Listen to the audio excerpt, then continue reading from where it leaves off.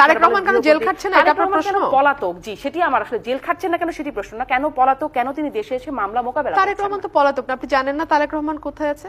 আপনি যেমন জানেন, আইনের চোখে পলাতক। আপনি যেমন জানেন বাংলাদেশের 17 কোটি মানুষ জানে আইনের চোখে তো পলাতক। আইনের চোখে পলাতক মানুষ হচ্ছে আইনের যেটা সারেন্ডার না করলেই সেটাকে পলাতক বলে আইনে বলা হয়। সুতরাং আদালত সেই ভাষায় তাকে বলেছেন, সেটা হচ্ছে আদালতের ভাষা। কিন্তু আপনি আমি বাংলাদেশের 17 কোটি মানুষ যাদের জন্য তিনি রাজনীতি।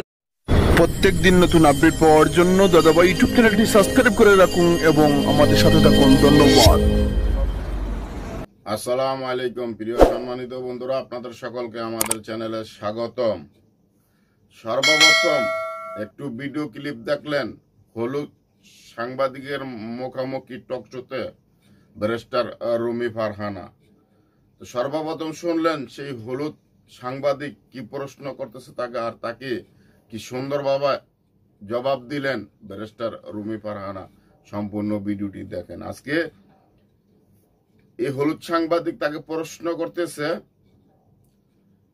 তারেক রহমান নাকি পলাতক, অর্থাৎ সেটা তাদের আইনের চোখে, সেটা সকলের আপনার জানা আছে। তারেক রহমান কি পলাতক না উনি দেশ ছাড়তে বাধ্য, দেশে কেন আসছে না সেটা সকলেরই জানা, সেটা আমার নতুন করে কিছু বলার নেই।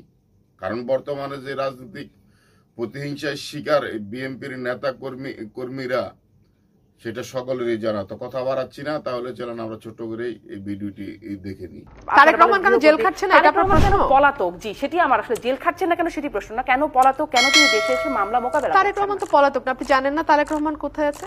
আপনি যেমন জানেন, আইনের চোখে আপনি যেমন জানেন বাংলাদেশের 17 কোটি মানুষ জানে আইনের চোখে তো পলাতক। আইনের চোখে পলাতক মানুষ হচ্ছে আইনের যেটা সারেন্ডার না করলেই সেটাকে পলাতক বলে আইনে বলা হয়। সুতরাং আদালত সেই ভাষায় তাকে বলেছেন, সেটা হচ্ছে আদালতের ভাষা। কিন্তু আপনি আমি বাংলাদেশের 17 কোটি মানুষ যাদের জন্য তিনি রাজনীতি করেন, তিনি তো আদালতের জন্য রাজনীতি করেন না, তিনি বাংলাদেশের মানুষের জন্য রাজনীতি করেন।